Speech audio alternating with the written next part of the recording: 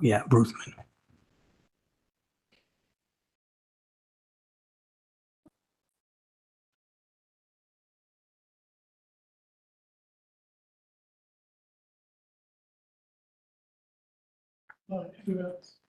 Okay, with that then?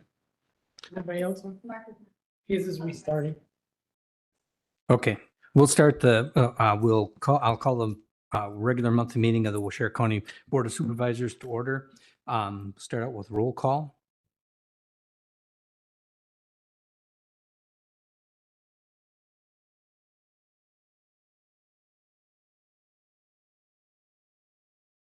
Brandon's here online, so, okay. He's here, all right, so let's stand for a silent prayer and pledge of allegiance.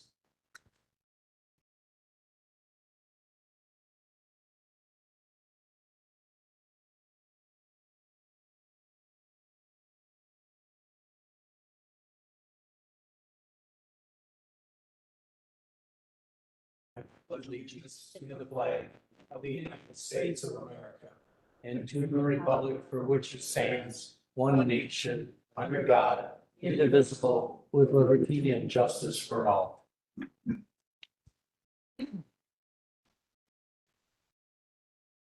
Okay, you were all sent an agenda. Look for a motion to approve the agenda. Okay, Mr. Bossard, second by Mr. Eckstein. Is there any discussion? Okay, all in favor? Aye. Opposed? Okay. You've had a chance to look at the minutes from the July 18th, 2023 monthly meeting. There's no corrections. I would look for a motion to approve. Motion to approve. Okay, motion by Waddell. Is there a second? Second by Eckstein. Is there any discussion? Okay, hearing none. All in favor? Aye. Opposed? Okay. We didn't have anyone sign up for public comments. There's no unfinished business, so we'll move into our new business reports. We'll have an update from financial plan update from Jeff Belangia from Huntington. So Jeff. Good evening, everyone. Thank you for letting me be here tonight. Had an opportunity to get in a little bit early and spend some time with Sarah and John and Melissa, and did kind of a dry run of our financing. As I think you know, we're on a calendar that will bring interest rates to the county board at your October 17th meeting. I do also plan to attend the executive meeting in September. And as you know, of course, things are getting hot and heavy with respect to your budget and those particular numbers. We made some projections a while ago when we started the project with the committee a couple of years ago that we would be at a certain level, a certain impact on our taxes. Happy to say, even in spite of our 25% increase in project costs and what's happened a bit in the interest rate market, the numbers I ran today based on current market conditions put us under my projections. So that's good news. We'll be working with particulars in terms of the levy for next year. And as we had said, just to refresh memories, we thought that after everything was said and done, we would be under $1.50. I'm prepared to say that unless the world really goes to heck in a handbasket over the next month, we'll probably be under $1.35. So good news for everyone, constituents, et cetera. A little bit of nice news in the market. There's some speculation that the feds won't make another move in terms of the discount rate. It has helped us, though, on our short end for our reinvestment. We should, after all is said and done on the reinvestment of the 42.5, you're probably going to end up with $1.5 million plus in terms of earnings.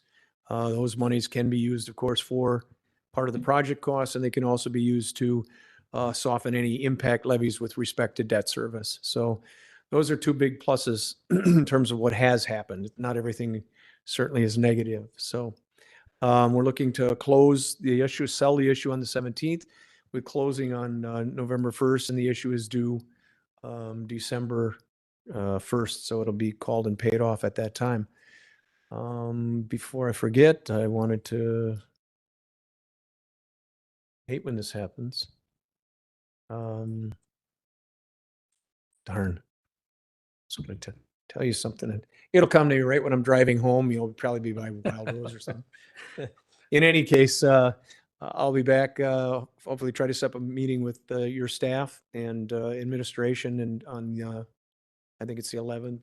Is that the exec meeting at the 11th? So we'll fine tune this stuff. Oh, I know what it was. Wow, came back faster than I thought. The Department of Revenue has released valuation numbers. And once again, the county's had some great value increases. 11%, which is outstanding. A little over $44 million in net real growth in the county, which is all new. So that's also a plus. We had used some assumptions in terms of growth in your valuation to get us to this particular point. I was at 2%. I've just frozen that in terms of numbers. So the numbers I quoted you earlier in terms of tax impact, I did not use your new equalized value. I used last year's. So when we do to calculate the mill impact for county constituents using the new valuation, it's going to be less than that. The dollar amount's the same, but the actual mill levy will be less. So that's what I wanted to say. Congratulations. Happy to answer any questions that you have, but things are going along pretty well. And hopefully on the 17th, we'll be here with some great numbers for you. At that particular time, we'll know exactly what the rates are. We'll know exactly what the dollar impact is. I'm a bit optimistic at this particular point. Does anybody want any clarifications or have any questions for Jeff? He's here in front of us. Not. Thank you so much. Really, Bring it. really appreciate it. It has honestly been, I told Mark, a real pleasure to be part of this project with this county. As I said, I'm 42 years in the business. I don't think I'm going to make another 42, but who knows? God willing, maybe. But the point is that you get involved with certain people and you really learn to appreciate personalities like we all do in life. And it's nice to see the young staff that you have who are really talented people. They don't pay me anything to say that. Just volunteering, but from everyone I've dealt with here at the county, superb, especially your corp counsel. Thank you so much. I really appreciate it. Thank you for the kind words, Jeff. Yep, appreciate it. All right. Wisconsin Department of Natural Resources update with Forest Ranger Mark Deason. Good evening, ladies and gentlemen. Thank you for having me here tonight. If you were on the Public Safety Committee, my apologies. This is going to be somewhat redundant, but I felt like it was important enough to address the full county board also, as well as the committee specifically. So I wanted to give a brief update and offer some thanks for the pallet fire that occurred on July 11th over by Coloma, Wisconsin. I'm sure everybody probably heard about it, probably more than enough. The final numbers after we were able to get good GPS lines of the perimeter of the fire is 714 acres burned. On July 11th, we lost 3 primary structures, meaning people's homes, 16 secondary structures. The amount of structures saved is somewhat subjective a little bit, depending on how you count them. But on my report that I'm submitting, I'm reporting we saved 78 primary and secondary structures, so a home and an immediate garage, and then another 55 secondary structures on people's properties. The big reason I'm here tonight too is, that was just such a monumental effort that went into taking care of that fire, and a lot of support and a lot of help came together on a wildfire or forest fire. The DNR has the primary jurisdiction, but certainly they're not the only player. And we got a lot of support from a lot of very good county departments and county staff. The emergency management director called me while I was still en route to the fire. I appreciated that very much. The EMS staff and the EMS director were very helpful. The county the county sheriff's department was also overwhelming with the amount of support that they showed there. I hope that that was a once in a career fire. I don't want to ever do that again. But thank you very much for the staff and the departments that you all supervise and that you fund with the taxpayers' dollars. They were very appreciated by myself and all the help that they gave there. So does anybody have any questions specifically about the pallet fire? No? Nobody Nothing has- else? Okay, one more thing I want to add. I brought my copy of my emergency structure book with me here. Stephanie is going to elaborate on this a little bit later. I'm going to try not to steal her thunder, but anyway, this is a collection of maps, several different maps of all of Waushara County in the past. This was a project that was initiated and pretty much there was some help, but it was more or less mostly done by the DNR. It is, as you can see printed on it, it's pretty dated. It's from 2006. A couple years ago, I started initiating getting a new version done.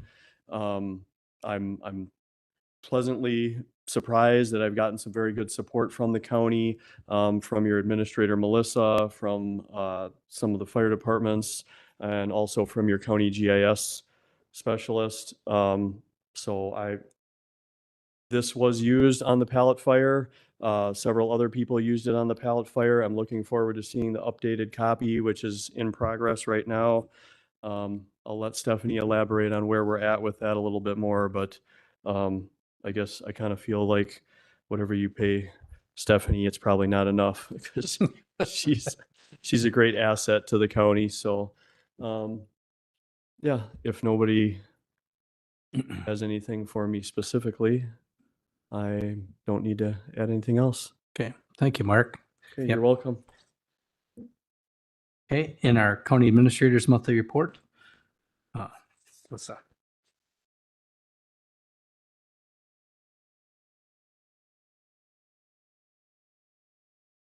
Good evening. That fire was very timely with the emergency structure books because we've been pushing on it and Mr. Piaski has been very helpful in helping us move that along. And I think that fire really made it very clear on how important that planning and that plan is. Stephanie was here that night getting maps to the officers to the fire. So it's a good, not that we want to start fires to get an emergency structure book done, but it's very timely. So thank you for supporting that effort. I will be short. Otherwise, our building projects are all on schedule as of right now.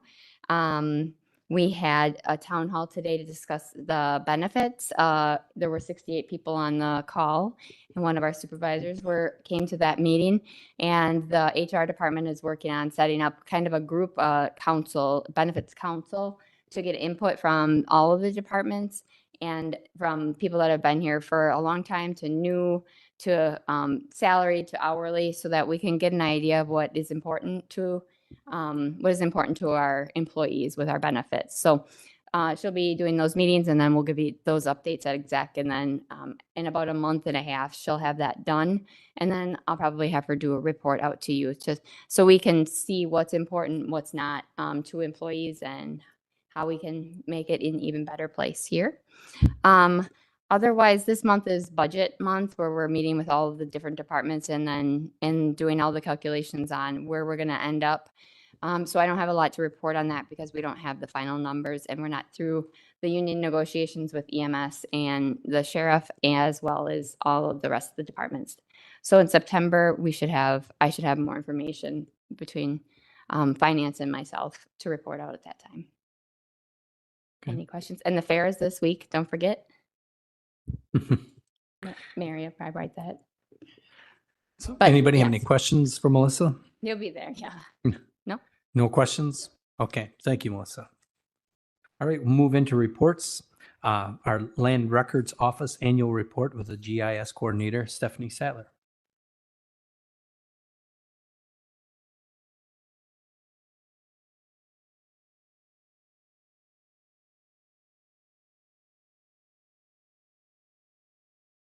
All right.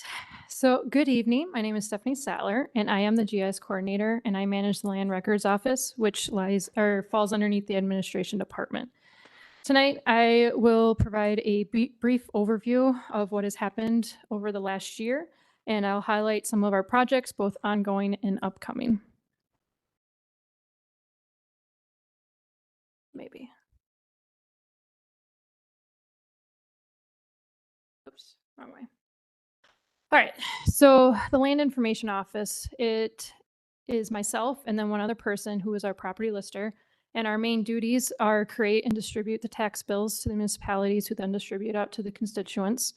We also maintain our tax database, which means we update all land ownership transfers, we update all mailing addresses, and then we also conduct our land parcel splits and combinations.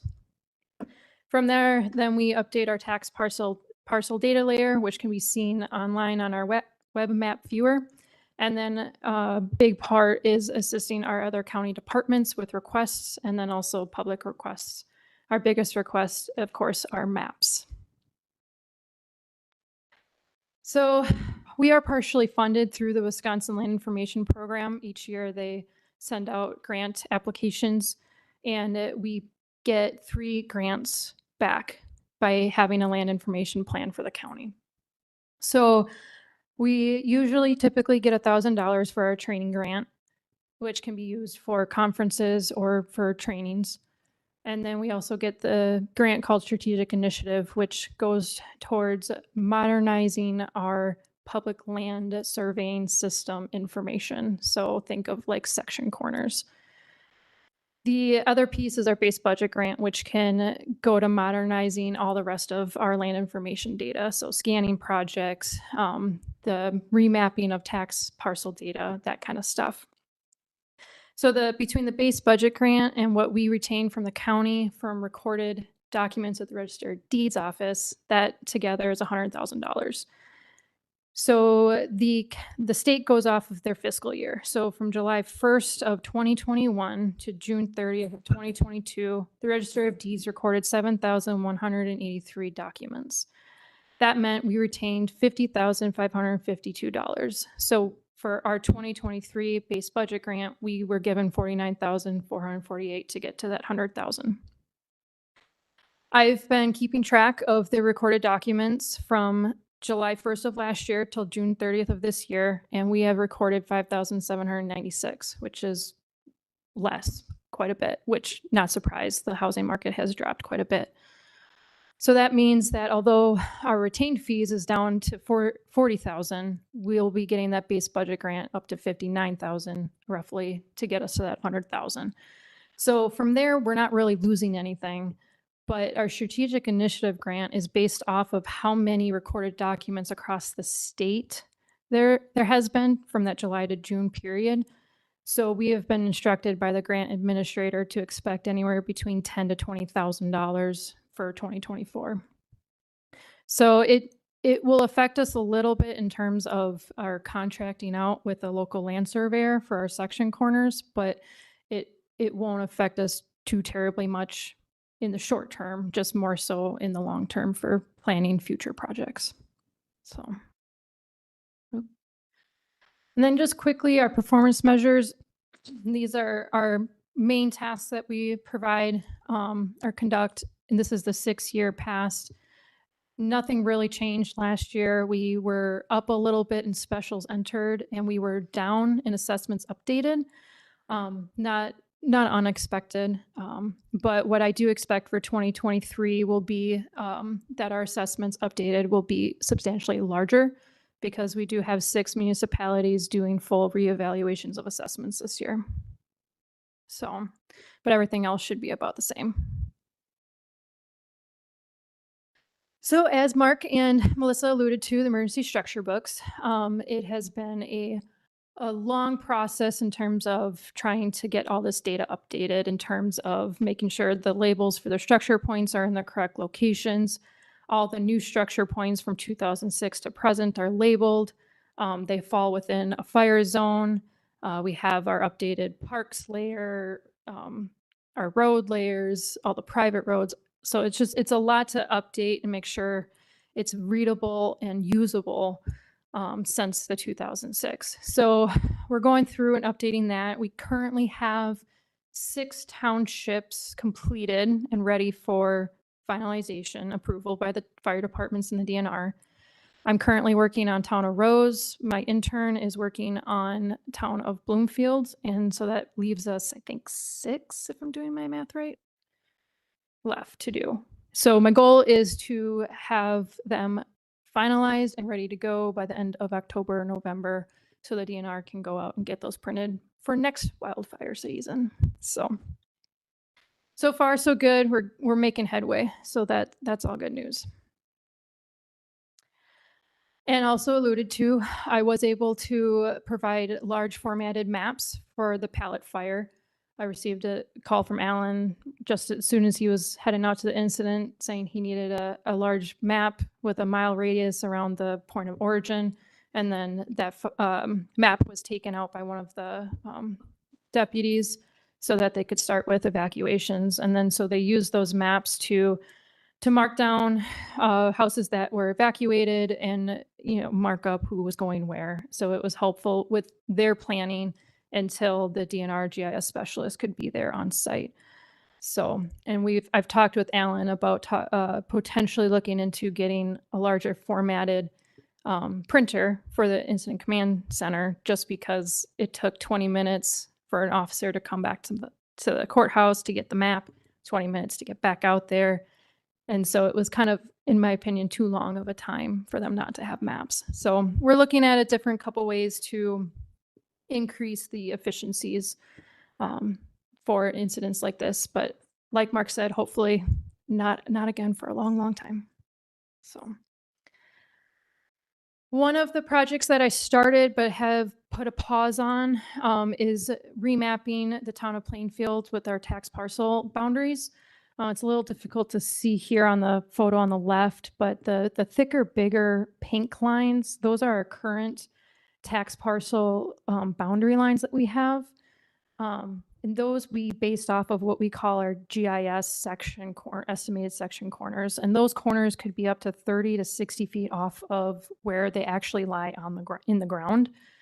So what these survey grade section corners that we're getting from our contracts are within couple feet, if not less. So that will make our parcel mapping more accurate. It will not be 100%. I want to make sure I make that clear. This is not foolproof, but it is definitely a great tool to use. So right now we will be focusing on town of Plainfield and Hancock, because we have all the survey grade corners for those townships. You won't really see the difference until you get around the lakes, because we all know how our lakes aren't very well depicted currently. And so once we get this remapping, that will be 100% better. So we're working on that as well. All right, so our last ongoing project is the next generation 911 upgrade that's happening over at the dispatch center. Last fall, I applied with the state for a Next Gen 911 GIS grant, and what this grant allowed us to do was contract with an outside vendor to do our data remediation of our structure points and our street center lines to make sure that they would work with the new system. I didn't have the time or the resources to do that in-house, so this grant allowed us to be able to contract that out, and we were awarded with that. So our vendor, Geocom, is currently working on that right now. It is expected to be completed by October of this year. And I've been sitting on calls with Ryan McElroy and Intrado and every other week. And if all goes well, we should be live on the EZNet by the end of the year. Fingers crossed. And then just one thing I wanted to kind of just throw out there is our land record software. So our current vendor is GCS, and we have that software application downloaded on each individual computer. The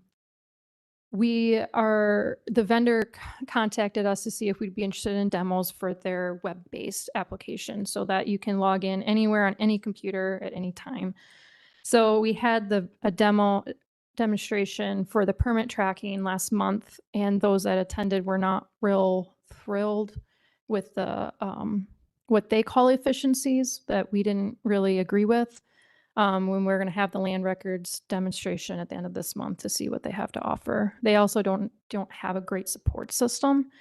So because of that, we looked into other companies that do land records software. And we actually found a local company based out of Neenah. They're called Transcendent Technologies. And we did ask them to come out and give us some demonstrations earlier this year. For all those who attended, we were pretty impressed in terms of the efficiencies that the software would give us. So for example, one is our address changes. Right now, they start off in the treasurer's department, which either come from the owners themselves or from a different department, like the zoning department. They'll update it and then they'll give it, I have to go into their office, grab the stack every week or so, and then I update it, and then I have to give it back to the treasurer's office, and then they have to update their stuff. And then it doesn't reflect online until I do a manual update, which I've been trying to do every other week, but sometimes things get forgotten. So it could be a couple more weeks after that. If we would go to Transcendent, it would only, the request could come in from anybody, from the owner or the department through this web-based application. And it would go into what we would call an inbox. So our property lister inbox, who is in charge of making these address change updates. Whoever has access to that inbox would then go and see the request and then make the change, and then it would be done. Nobody else would have to touch it. No other time would have to be wasted. And that's just one very simple process that was shown as an increase. So we're considering the change. If we can find out 100% how to fund the implementation and the annual maintenance afterwards, then we can move forward in 25. But until that point, this is still just a future hope. And then lastly, just our few upcoming projects that I just wanted to highlight. Next year, we are collecting LiDAR data, so that will give us more accurate hydrology, so our streams and our lakes. We will also be getting contour data, and we'll be able to get building footprint data off of this, along with many other derivatives from that data. We will also be collecting orthophotography in 2025. We do that every 5 years, so we have new imagery that we'll put online. And then we have the contract with the local land surveyor for our section grade or survey grade section corners. Now, I want to specify that those 3 projects are all funded completely through our land information program grants. And then the last 2 things I wanted to highlight were that myself and the property lister will be doing are the website overhaul to make it easier for people to find information on the web map, as well as make it easier for people to download data. And then we want to continue moving forward and update taxable parcel maps, or the boundaries off the survey grade corners. So that in a nutshell is what we are looking at. I think I went a little fast, but if you have any questions, let me know. And I'm always down in the old mailroom looking for visitors. So, but It's yeah, a very interesting report. yeah. Stephanie, thank you. Does anybody have any questions for Stephanie? Nope. Thank you. Thank you. All right, we'll go into part B, consideration possible action on the following resolutions and ordinance. Number I, resolution number 11-08-23, a resolution to approve the use of ARPA funding for a backup generator and installation to support an emergency shelter. And I'll be up here for the rest of these and I'll answer any questions. And if I need support, I'll look for Ruth. But if you have any questions on these, I can answer them. So is there a motion for this resolution? Moved by Eckstein. Is there a second? Second by Piaski. All right. Is there any question? All right. Hearing none, we'll proceed to vote. Yes. Scared me.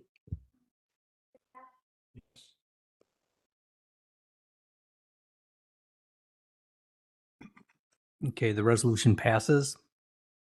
All right, we'll move on to the resolution number 12-08-23, resolution authorizing reorganization of EMS to eliminate 3 non-union employees, shift chief positions, add 3 union providers, and create 1 non-union EMS deputy chief.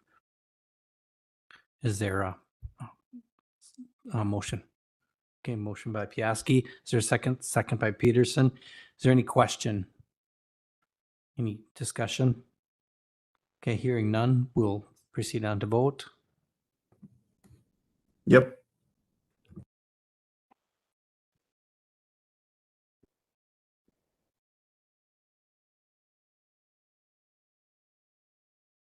Okay, the resolution passes. All right, resolution number 14-08-23, resolution to support mutual aid collaboration, the innovation grant. Is there a motion for that? One back. You missed one. Oh, I missed one. Oh, I'm sorry. Resolution number 13-08-23, resolution to make a sole source determination. Is there a support or is there a motion? Yes, Mr. Bossard. Is there a second? Second by Mr. Piaski. Is there any discussion? Yes, Mr. Eckstein. Go ahead. This is a, with our procurement code, we have to have 3 quotes on things, or we have to do a sole source. The tasers that the sheriff's office use, they're basically at end of life, and this is the provider that they use for the tasers. So we have to make the determination that it's a sole source before we would make purchases through this, this company. That make sense? They're the only ones I that, hope. basically the only ones that Yes, make it's them. So, yeah. Yes, they are, and they are the only company that does it. They also have been awarded projects for the state, the federal government. So they're like the only game in town, but to meet our procurement code, we need to do this resolution. And when we first got tasers, they were like at a 2nd phase. Now they're like at the 6th or 7th. So they're years ahead of where they were. So they're a lot better too. So Want to try one out? yeah. Is there Me any though. any other discussion? All right, hearing none, we'll proceed to vote on that.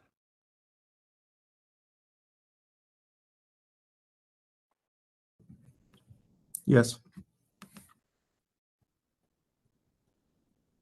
Okay, and the resolution passes. Okay, now resolution number 14-08-23, resolution to support mutual aid collaboration, the innovation grant. And this is a collaboration that we're looking to work with Green Lake and Marquette County. Right now, we're in discussions about how we can use these funds that the state is earmarked for innovating to basically have us county spend less money and work together. So this is basically a resolution saying, you guys approve, you want us to look forward into options, any option or anything that we would enter into, we will bring back to this group. But we want your support to promote innovating with those counties. It's part of the new budget, the new state budget. So is there anybody to make, okay, the motion, Mr. King, second by Mr. Bossard. Is there any discussion? Okay, hearing none, we'll go ahead and vote on that.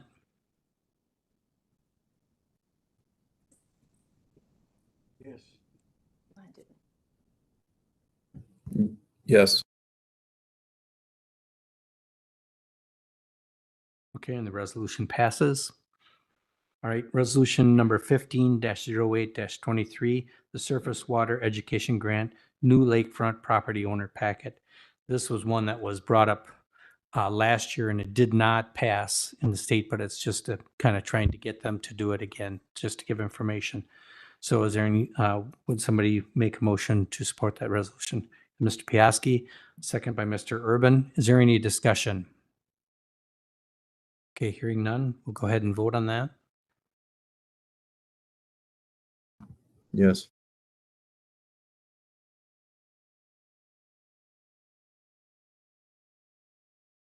Okay, and the resolution passes.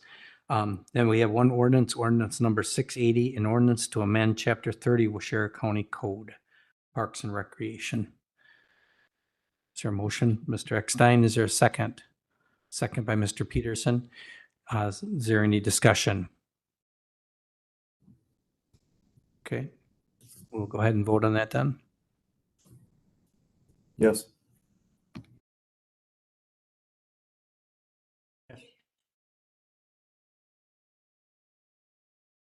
Did I vote? Okay, I'm sorry. Hit it. Okay, and the ordinance passes. All right, Part C, the proclamation, letter I, recognizing August 2023 as Child Support Awareness Month. Is there support of that proclamation? Okay, by Mr. Kirschner, is there a second? Second by Mr. Peterson. Is there any discussion? Okay, hearing none, we'll go ahead and vote on that.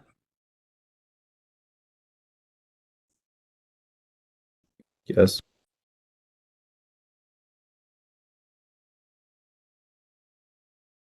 Okay, and that proclamation passes as well.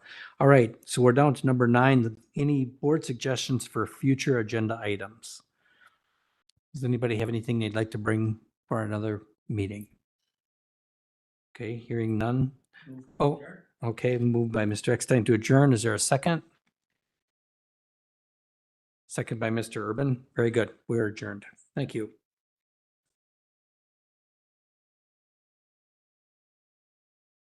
Fair. Yes. Yes.